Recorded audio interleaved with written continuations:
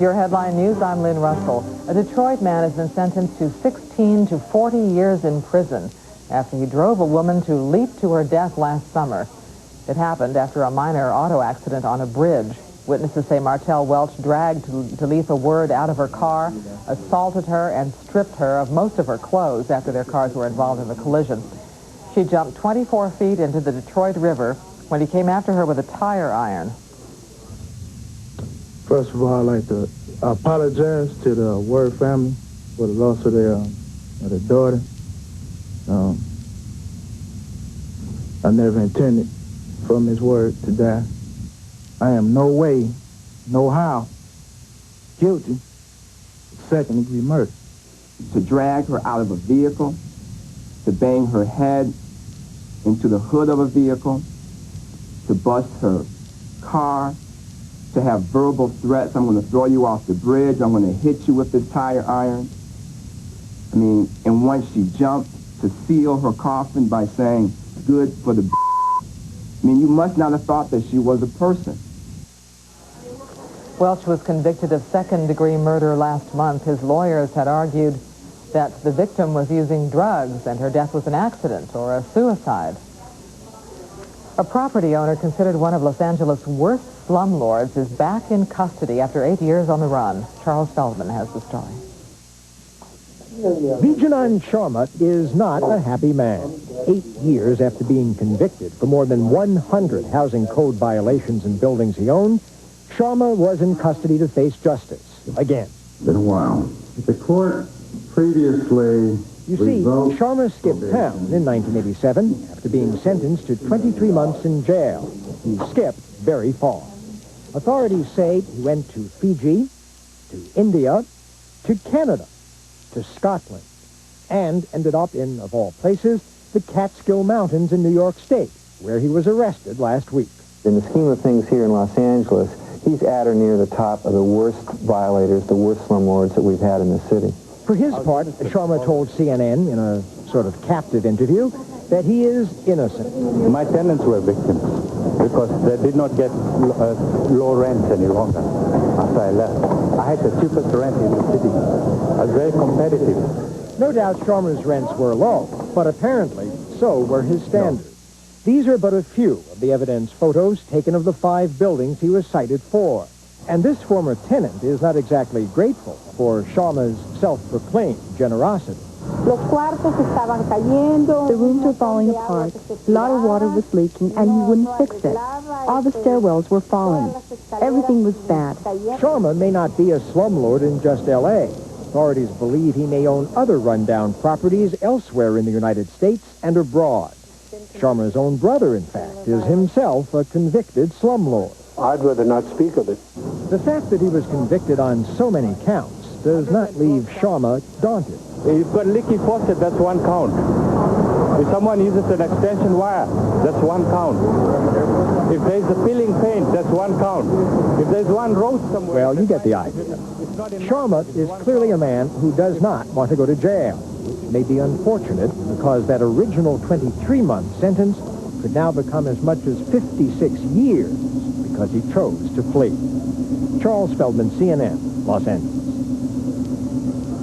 Immigration officers in Georgia say they have freed dozens of Mexican citizens who were locked in a horse trailer for 3 days. 34 suspected illegals boarded the trailer in Mexico, that is in Arizona. They say they were promised jobs in the Atlanta area. They had no food or water on the trip and were so close together they couldn't sit down. The driver was arrested and charged with smuggling. And this just into headline news. A convoy of trucks has headed toward that remote Montana ranch where the Freemen had been holed up. Many of the Freemen are under indictment. Security has been tightened around the ranch. Authorities aren't saying what's going on. The vehicles were escorted by state and county official vehicles. 3 of them are covered with tarps. 1 truck had a sign saying it was from an electric company. Republican members of the House and the Senate unveiled a joint welfare reform proposal today. It would give states the option of testing welfare recipients for drugs, an idea GOP presidential candidate Bob Dole touted yesterday. The plan would allow recipients to collect benefits for 2 years before they have to find work or job training. It also would impose a 5-year lifetime benefit limit on benefits, prohibit illegal immigrants from receiving welfare except in emergencies, and allow states to cut off benefits to unmarried teenage mothers. The House is debating a proposal to raise the minimum wage. It would increase the wage from $4.25 an hour to $5.15 an hour by July 1st of next year. Democrats accuse Republicans of trying to kill the plan by including a poison pill that would exempt employees of many small businesses. That could cause many Democrats to vote against the very increase they have been demanding. Clinton administration officials also oppose the small business exemption. It would be firms that even those that are not engaged in interstate commerce, if they have under $500,000 of revenues, they would not only not have to give their employees an increase in the minimum wage, they wouldn't have to provide any minimum wage whatsoever. No overtime, no time and a half for overtime, no child labor protections. Effectively, 12 million Americans would be denied the protections of any minimum wage whatsoever. And I'll tell you, if that got to the president's desk, I certainly would recommend that the president veto that. That is a wage reduction bill. That's not a wage increase bill. A vote on the bill had been expected tonight. Now the vote has been put off. Reuters news agency is reporting the U.S. government has decided to prohibit passenger airlines from shipping oxygen generators, at least temporarily. Reuters is quoting government officials who say the rule will be announced tomorrow by the Department of Transportation. It'll be in effect at least until the end of the year, pending a determination on whether the generators do pose a safety threat. Oxygen generators are suspect in the crash of ValuJet 592. Meanwhile, dredging equipment has been brought to the site of the ValuJet crash. In the Florida Everglades, a crane and backhoe will sift through the muddy crater formed when the plane slammed into the ground after the federal government gives the go-ahead. Searchers are hoping to pull out more wreckage than yesterday, when divers went in and found only tiny pieces. Police say a diver felt 2 table-sized chunks of metal that were too heavy to pick up. Other discount airlines have been affected by the crash, but not all in a negative way. Brian Jenkins checks on business in the bargain airline industry. 4 years after it got off the ground, Kiwi Airlines flies 15 planes to 8 locations, including several served by ValuJet. As ValuJet's fortune sank in the aftermath of the Everglades crash, Kiwi's bookings jumped 5%. We've worked very hard working with travel agents who know the product, who know the people here, and they tell their clients and reassure their clients that we're a good carrier for them. Beth Edelson bought a Kiwi ticket to Chicago weeks ago, but had second thoughts after the ValuJet crash. I went on the internet yesterday, did a little delving around, checked the safety record of Kiwi, which looked very good. Some other startup airlines with solid safety records haven't fared as well, especially on the Atlantic coast. Nations Air, founded last year to serve Pittsburgh, Philadelphia, and Boston, saw cancellations soar and bookings fall 40% last week. On Monday, the chief executive canceled all flights, laid off a third of the staff, and turned the company into a charter service. As a small company, it's very difficult to make a gamble to stay in a market that you know you're going to incur losses, and you do not know exactly how large those losses can be.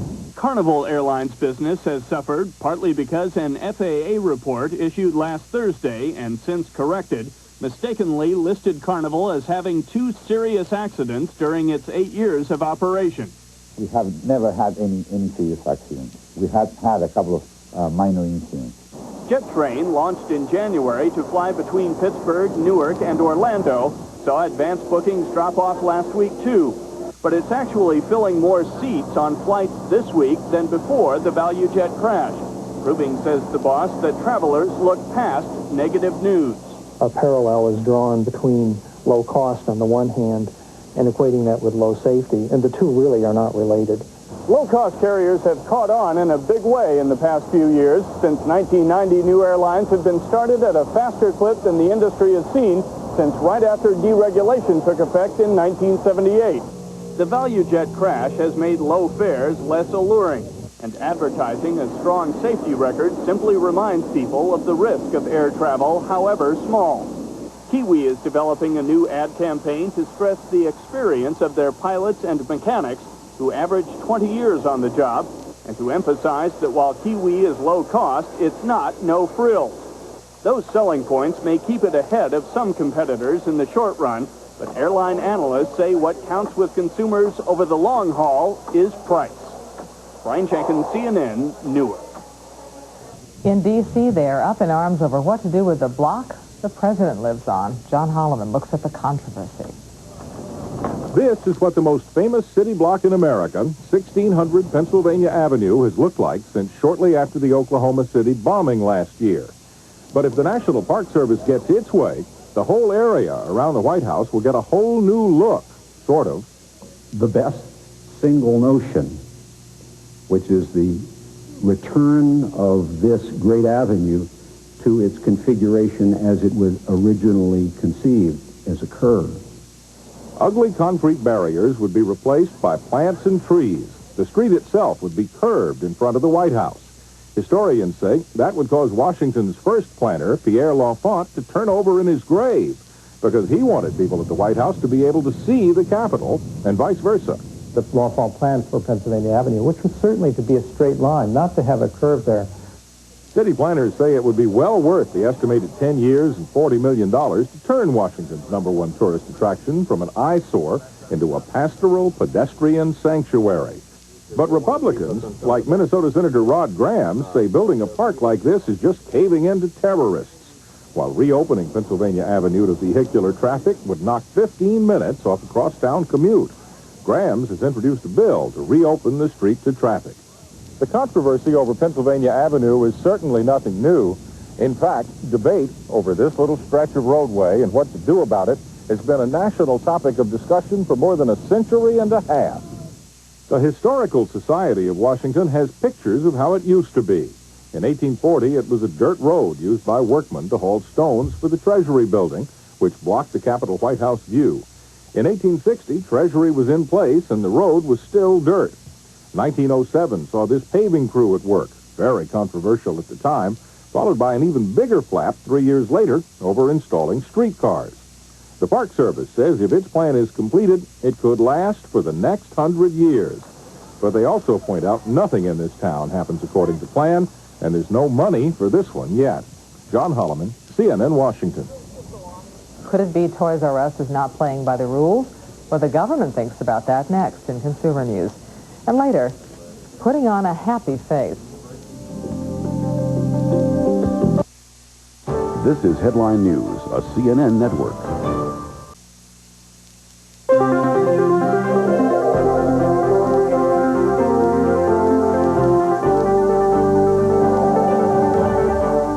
The Federal Trade Commission is accusing Toys R Us of being a bad business playmate.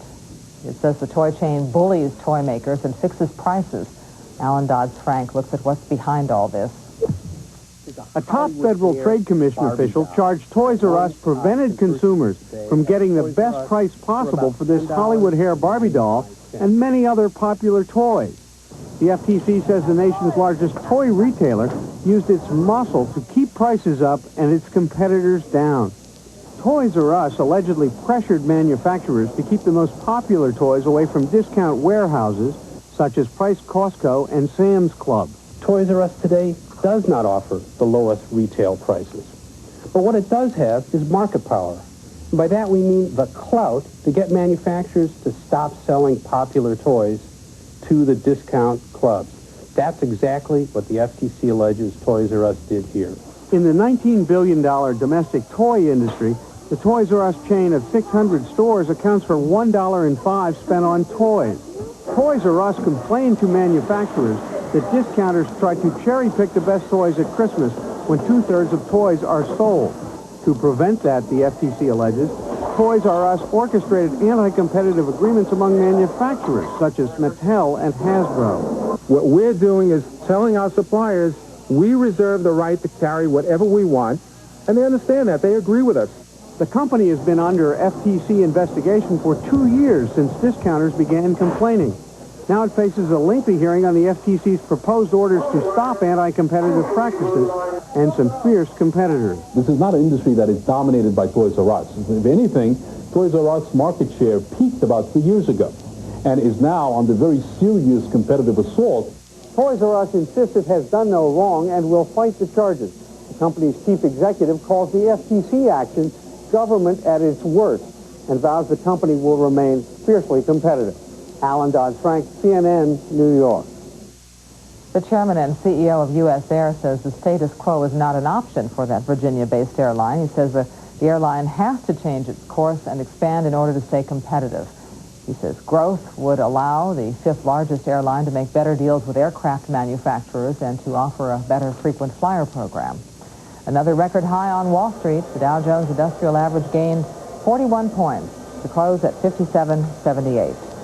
And sports is next.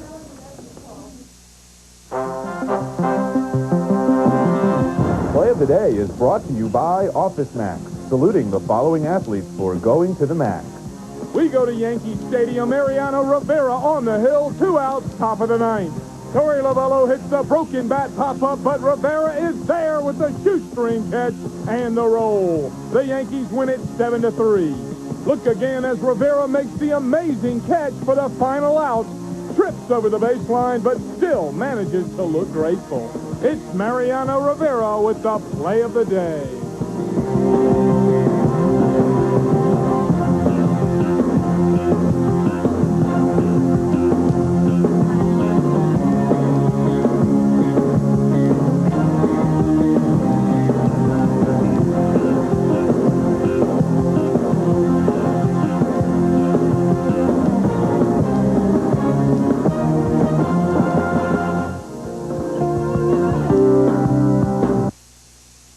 This is Headline News, a CNN network. I'm Darren Sutton, Headline Sports. Since no Major League pitcher has ever struck out 27 batters in the game, pitchers are still in the business of relying on their fielders for great defense. The Mariners knocked off the Red Sox 6-1. Picking up the win was Bob Walcott, and he had some help. That's Darren Bragg with the incredible diving catch.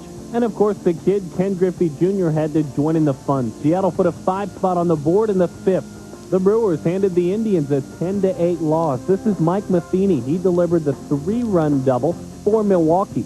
And Albert Bell came to the plate with a chance to help his team out in the bottom of the ninth, and he couldn't do it, and his 21-game hitting streak came to an end. In Yankee Stadium, they were in long ball heaven. The A's hit 5 solo home runs and knocked off the Yankees 5-1. Geronimo Baroa joined in the fun more than anyone with 3 solo shots. Elsewhere, the Rangers' Roger Pavlik improved to 6-1. Joe Vitiello hit 2 homers for the Royals in the victory. Chicago knocked off Toronto in 11. National League, the Cardinals won their 3rd in a row. They topped the Astros by a score of 5-2. Alan Bennis picked up the victory. He improved to 4-3. Brian Jordan drove in 3 at the plate. Elsewhere, Cincinnati snapped a 7-game losing streak. Ryan Klesko hit his 15th home run for the Braves in the win. Colorado's Larry Walker set a National League record with 6 consecutive extra base hits. And Pedro Martinez improved to 5-1 for the Expos. NBA's next, Orlando's Horace Grant will be out for the rest of the series with the Bulls with a twisted elbow. The Bulls lead that series 2-1. Game 3 is Saturday in Orlando. Also from the NBA, the Knicks will have Jeff Van Gundy as their head coach for 2 more years. The team picked up a 2-year option today. For scores of all the games in progress, please check the sports ticker. I'm Darren Sutton, and that's Headline Sports. This is Headline News, a CNN network.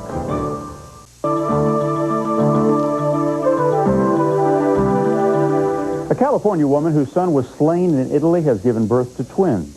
A hospital spokesperson says Margaret Green and her babies Laura and Martin are doing just fine. Green's 7-year-old son Nicholas was shot dead by bandits 2 years ago on a family vacation in Italy. Green and her husband grabbed worldwide attention when they donated the boy's organs to Italian patients. One of the characters in the family circus is getting a makeover. The mother, simply called Mommy in the long-running comic strip, has had the same bob and pointy flip hairdo for 36 years. Well, author Bill Keane says a man wrote him in January calling the hairstyle old-fashioned. Keane agreed and sent Mom to a hairdresser. Readers will get to see the new do tomorrow. Facials are a standard part of many beauty routines, but for the best results, it pays to know more about the procedure. So Janine Sherrill has the story. When it comes to head-to-toe pampering, many women start at the top with a soothing facial. Little apricot seed coated in the beeswax. They come up with these things. I know. The day spa business is booming in big cities, and with it, a surge in facials, like this one at the Peninsula Spa in New York. What are the basic steps that you go through in almost every facial? Usually a cleansing, which I just did to remove surface dirt and oil and makeup. This is just a toner to remove any traces of the cleanser. And the next step will be steam along with a deep pore cleanser. Getting pores to open for an intense cleaning seems to be the goal of many facials, but it's a theory full of holes, according to some dermatologists. They're not like a door that would just open and shut. Every day they're normally turning over a certain amount of keratin, which is the top, the cell material, and the top layer of cells in the skin, which is the stratum corneum, is normally turning over every day. Dr. Deborah Sarnoff performs what she calls medical facials. There are no flowers or fluffy towels, and absolutely no steaming. There's really no scientific basis, no study that I'm familiar with that would really show that steaming is necessary. And actually, to the contrary, sometimes it can be, I think, damaging. Damaging to acne-prone skin, according to Sarnoff, because heat can stimulate breakouts. Another cornerstone of the spa facial is massage, which here at the Skin Spa in Los Angeles, they say, is not for everyone. For some teenager, probably which have acne problem, skin condition, sometimes we not recommended to do massage. To treat problem skin, spas and doctors are using alpha hydroxys or fruit acids. But just because it sounds natural, beware, acids always burn. Sarnoff says be sure to protect the eyes. The problem is a lot of this is truly not regulated, though. Instruments used to extract blackheads should be clean and sterile, and outside of a doctor's office shouldn't be used at all. We use our hands pretty much for everything. A medical facial costs about $150. Spa treatments start at around $50. For someone that really does not have a skin problem per se, it can be a very pampering, lovely experience. Janine Sherrill, CNN, New York. That's a wrap for us. I'm Chuck Roberts, back in 2 minutes with all the day's top stories. Glad you're looking in. This is Headline News.